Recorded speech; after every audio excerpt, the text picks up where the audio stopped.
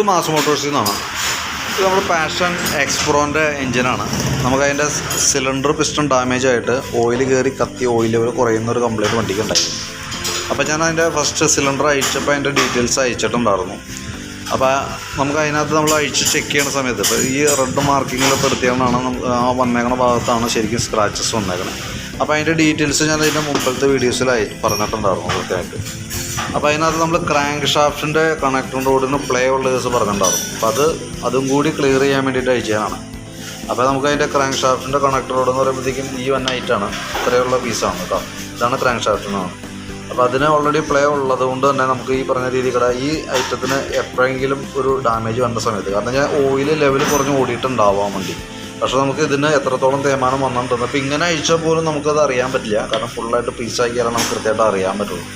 അപ്പോൾ നമുക്ക് ഫുള്ളായിട്ട് പീസാക്കിയാൽ സെറ്റ് ചെയ്തെടുക്കാനേ പറ്റുള്ളൂ. അപ്പോൾ നമുക്ക് വാറണ്ടിയിൽ തന്നെ 1 വർഷത്തെ ഗ്യാരണ്ടി തന്നെ നമുക്കത് സെറ്റ് ചെയ്ത് മേടിക്കാം.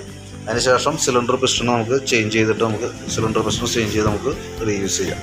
പിന്നെ കൂട്ടത്തിൽ കൂടെ നമുക്ക് ലെയ്ത്ത് വർക്ക് വന്നതെന്ന് പറഞ്ഞാൽ ഒന്ന് നമുക്ക് ഈ വാൽവ് ഉണ്ട്. ഈ വാൽവ് മാറ്റിയിട്ട് അതിൻ്റെ സീറ്റിങ് കൂടി കൂട്ടത്തിൽ ചെയ്യേണ്ടതായിട്ടുണ്ട്. അത് നോക്കിയിട്ട് വാൽവിന് തേയ്മാനം കൂടുതലായിട്ടുണ്ടെങ്കിൽ മാറ്റിയാൽ മതി. അതല്ലെങ്കിൽ നമുക്ക് പഴയ വാൽവ് തന്നെ നമുക്ക് യൂസ് ചെയ്യാം. 90% നമുക്ക് മാറ്റേണ്ടി വരാറുണ്ട്.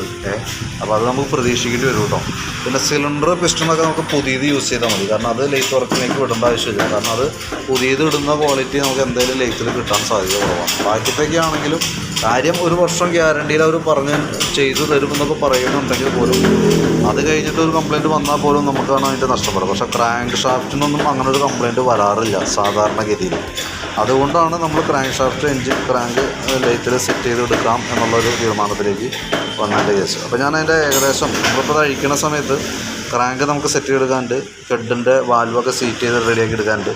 പിന്നെ നമുക്കുള്ളത് ഈ ഹെഡ് ക്യാമിൻ്റെ സൈഡിൽ വന്ന് 2 ബെയറിങ്ങും കൂടി നമ്മൾ മാറ്റും. കാരണം വെച്ചാൽ ഓയിൽ പമ്പിങ് കുറയുമ്പോഴൊക്കെ ഹീറ്റിങ് കൂടുതൽ വന്ന് ഭാഗമാണ് അതൊക്കെ. അപ്പോൾ ശരിക്കും ബെയറിങ് ലൂബ്രിക്കേഷൻ ഇല്ലാണ്ട് ഹീറ്റ് ആയി കഴിഞ്ഞാൽ അത് ഡാമേജ് വരാനുള്ള സാധ്യതയുണ്ട്.